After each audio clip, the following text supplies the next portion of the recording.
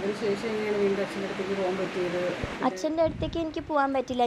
ഞങ്ങൾ മലയുടെ മക്കളെയും കൊണ്ട് ഓടി മാറിയെന്ന് പറഞ്ഞു. ഓ വീണ്ടും എങ്ങനെയാണ് മിലിറ്ററി വന്നപ്പോഴാണോ ബാക്കിയുള്ള പ്രൊസീജിയേഴ്സ് ഒക്കെ നടത്താൻ പറ്റിയത്?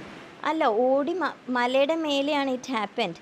ഓടി ഞാൻ താഴേക്ക് ഇറങ്ങി. 1 മണിക്കൂർ കൊണ്ട് ഞങ്ങളെല്ലാവരും കുറേ പേരുണ്ടായിരുന്നു, നമ്മളെല്ലാവരും താഴേക്ക് ഇറങ്ങി.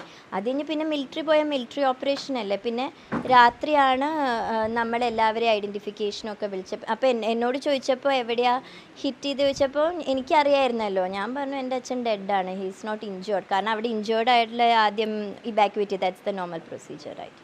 അപ്പോൾ രാത്രി ഞാൻ ഐഡൻറ്റിഫൈ ചെയ്തു എൻ്റെ അച്ഛനെ.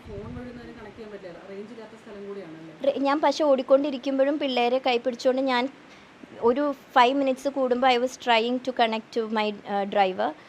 ഒരു അരമണിക്കൂറും കൂടി താഴേക്ക് പോയപ്പോഴാണ് റേഞ്ചിൽ വന്നത്. ആരതിയുടെ നേരെ തോക്ക് ചൂണ്ടി എന്ന് പറഞ്ഞു. അപ്പോൾ ഈ കുട്ടികളൊക്കെ കരഞ്ഞപ്പോഴാണോ അവർ വെറുതെ വിട്ടതല്ല?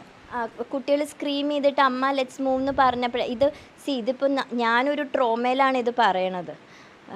അപ്പോൾ അത് ഇങ്ങനെ ചെയ്തിട്ടാണോ അത് കഴിഞ്ഞിട്ടാണോ എന്നൊക്കെ ചോദിക്കുമ്പോൾ പിള്ളേർ കരഞ്ഞു. എൻ്റെ ഓർമ്മയിൽ പിള്ളേർ കരഞ്ഞു.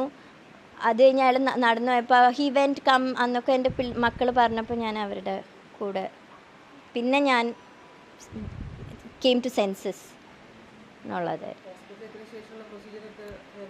വേഗം നടന്നു. അവിടുത്തെ ഗവൺമെൻറ് ആയാലും എന്നെ ഇവിടുന്ന് സ്റ്റേറ്റ് ഗവൺമെൻറ്റും അല്ലാത്ത MLAs every parties involve here and the central government everybody were helping me a lot. ലോക്കൽസും ഒരുപാട് സഹായിച്ചു. ലോക്കൽസും വളരെയധികം സഹായിച്ചു. അവർ ഷെൽട്ടറും ഞാൻ ഓടി ഇറങ്ങിയപ്പോൾ അവിടെ നിന്ന് ഇറങ്ങണ വഴിയിൽ അവിടെ ഹിൽട്ടൺ ആണുള്ളത്.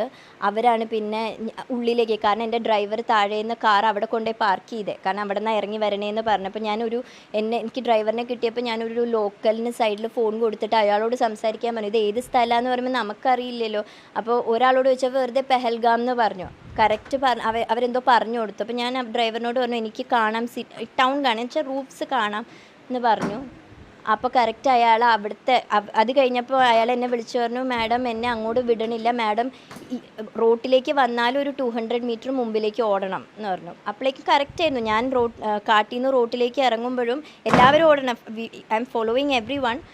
ഓടുമ്പോഴും അപ്പോഴേക്കും അവിടെ മിലിറ്ററിയും ആംബുലൻസും ഒക്കെ എത്തിക്കഴിഞ്ഞു. Means to save the people, injured പീപ്പിളിനൊക്കെ കൊണ്ടുപോകും. കാരണം വരുന്നവരുടെയൊക്കെ കാല് അതൊരു മഷി ഏരിയ ആണ്, സ്റ്റോൺസും ഇതൊക്കെ ആയിട്ട്. അപ്പോൾ നമ്മളുടെ കാല് പൂണ്ട് പോകുമ്പോൾ നമുക്ക് എത്ര പൂണ്ടു എന്ന് അറിയില്ല. അപ്പോൾ എടുക്കുമ്പോൾ ഇത് വളഞ്ഞിട്ടൊക്കെ അങ്ങനെയൊക്കെ നമ്മൾ ഷൂസൊക്കെ എൻ്റെ പിള്ളേർക്കും നമ്മൾ ഷൂസ് ഇല്ലാണ്ട് ഓടിയൊക്കെ വന്നത്.